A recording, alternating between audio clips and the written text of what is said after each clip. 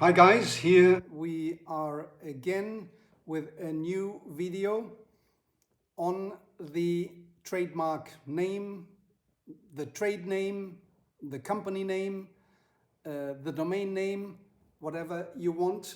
You want to have a coherent approach to all three of them in order not to confuse the consumers. And I want to repeat one thing. The IP law is about not confusing the consumers on one hand and at the same time protecting your business. I said a lot of time protecting your business, but it is also, and here I want to make out, the consumers are protected when you are protected. So it is a common purpose for both, for the business and the consumers. And here I will focus a bit more on the consumer side. Now, this is one of the most important decisions you're about to make if you're starting a business. You want to give it a name, and you have to give it a name. You can't avoid it. If you have a baby, what do? You give it a name, right? So that is the same thing with your business. Your business is a kind of your baby, your project, your passion. That's what it ideally is. Now, what kind of name do you will give to your baby, so to say? Well, you think first, probably globally. You're well advised. Why is that? If you have only a restaurant which will go locally to a little town somewhere in Africa, so why would you think of what is happening in Europe? Well, first, you need probably an internet site. An internet site, even for a restaurant, internet site where you can place the menu. Well, the technology is evolving and you have to go along. So at a certain moment, even in Africa or in Southeast Asia, people want to accede to your menu through the internet. So you have an internet domain name. You think, at least think of it, even if you don't have already looked for it or applied for it. And you want to use names which are not already in use, right? So I will come to that. Now, think more than locally, think a bit more country-wise, that is the jurisdiction, or think about global-wise if you want, if you have a business which is not locally centered, but which can become something where Europe becomes a certain moment a market for you, a possible potential market for you. Now, let's come to the decision. So I want to look at how your brain works. A name. Günther, I got it, consumer protection and so on, I get a name, but I want a name which is anchored, easily anchored to the consumer's brain, so they can make the link between the name and they know about what it is. So the goods and services, the product which I want to sell, the product or the service. Okay, so wine for wine, bread for bread. Well, that is very bluntly, but there are others, bread for integral nutrition goods, etc. So there is a certain link between one and the other. That's what you want, right? Now, you are dead wrong with this approach.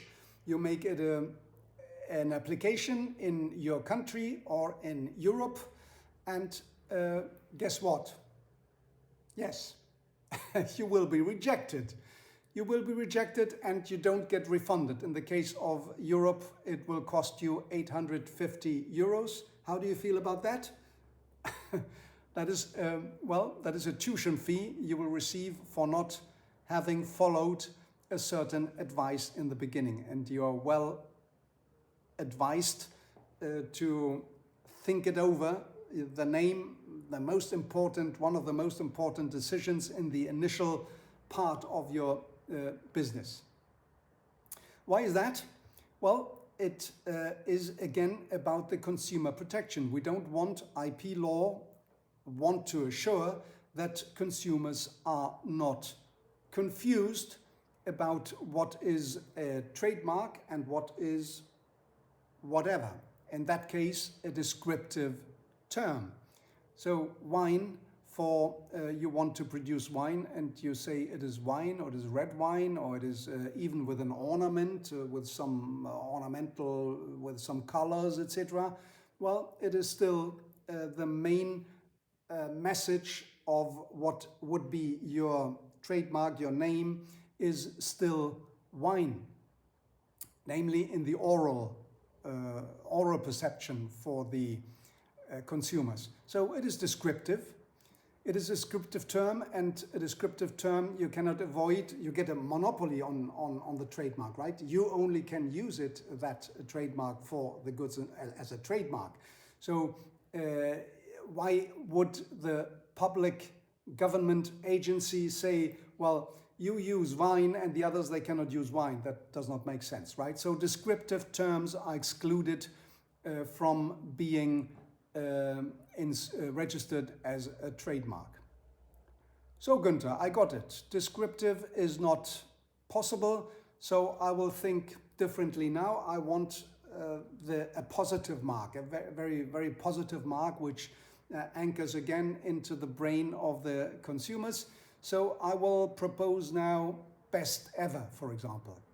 Best ever, so it gives a very positive connotation to the consumers, and they already think that must be a good product, and the first time they buy it. Now, you can imagine you are again what? Yes, deadly wrong, because again 850 euros you will be have paid in vain in Europe, or whatever it may be charged to you by the government agency in your jurisdiction. And why is that the case? Well, it is like a kind of slogan, right? The best ever. And why would a public agency give you only the possibility to use a slogan and avoid with that others, that your competitors may use that term, which is a slogan, right? And the consumers, they will think, well, it's a slogan, it's not a trademark.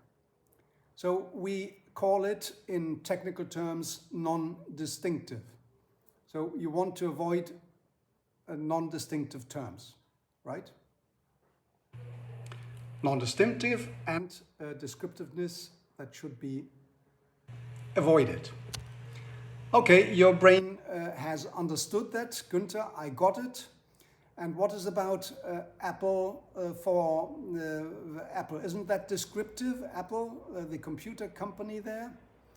Well, it is not descriptive for computers. It would be descriptive for any fruit. Would it be mango, or would it be, or maybe deceptive for, for mango, but for Apple, it would be descriptive for apples, right? For fruit, the apple fruit. But it is not descriptive for computers. It would not be descriptive for consulting advices. It would not be descriptive for aeronautical devices, machinery, or for, I don't know, for sporting equipment. So that has to do with the goods and services, but the goods and services I will for the next video, so I will not extend me into that here. Now think of Coca-Cola now. Isn't Coca-Cola descriptive? Coca-Cola is registered, surely registered for drinks, right? For soft drinks and so. Yes. Yes, you're right. Yes, you're right. But it is registered with a certain reason, because the reason why it was registered was what? 100 years ago or so. You know that trademarks can be extended over time, illimited, with no expiry date. Well, expiry every 10 years, but if it is renewed, it can go forever. And this has been done with Coca-Cola. And guess what? In its initial filing, Coca-Cola was nothing. The Coke, would be Coke, something with Coke or something, but it was not descriptive for soft drinks at that time. It has become over time, probably, and you may get into other troubles, but you don't worry about this at the moment. You may think of Hui Feng. Those who have seen the last video, there was a rooster, and rooster prominent displayed, and there were other issues with regard to other languages and images, but the main image was the rooster, and the rooster has nothing to do with hot pepper chili sauce, right? So he was okay. Now that was descriptive, non-distinctive. You may also not choose an offensive mark, right? You don't want to offend the consumers. Now let's see what happens with names which are already used. You don't want to use names which already are in use, either in your jurisdiction or in your potential future jurisdiction. Why that? Well, I know a case where somebody had a name, had not made a due diligence research on what is on the market, but had a name, get registered in the registered public government agency, and guess what? After 15 years, after 15 years, he got a cancellation request that his company is not being distinctive or not being descriptive, well, after 15 years it is not likely, but after 5 years or so, you may get a cancellation request because you have chosen a trademark which is similar to another trademark, and the other trademark owner, they were not aware that you have filed and registered your trademark. But at a certain moment, he wakes up because everything goes on the market, you get traction, you get success, etc. He recognizes that you get success, and he is able to get a cancellation of your trademark. So, because he was first, right? First to file. That is one of the principles you already know. So that happens. The good news here is that you will be able to look at what is going on your market. If you are whatever jurisdiction, you should be able to look at the registry of your corresponding jurisdiction and look what is already occupied as a trademark and what is not, etc. And if you get away with a trademark which is not registered at all, or which is other trademarks which are not sufficiently similar, not confusingly, right? Not confusingly similar, then you will get away with it. And you use then trademark in your favor. So don't think at anchoring very quickly together with the trademark and the consumer. That is not the right way to think. Think on the contrary.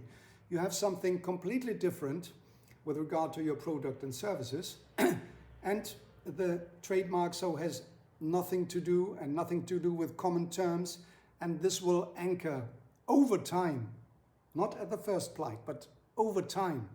That will anchor much more in the brain of the consumers than what you think it would give you immediate success.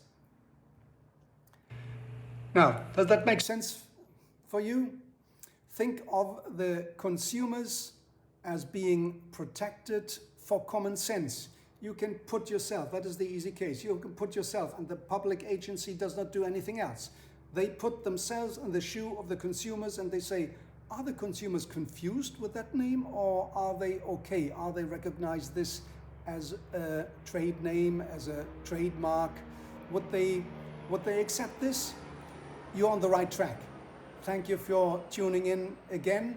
Next time we will talk about the goods and services.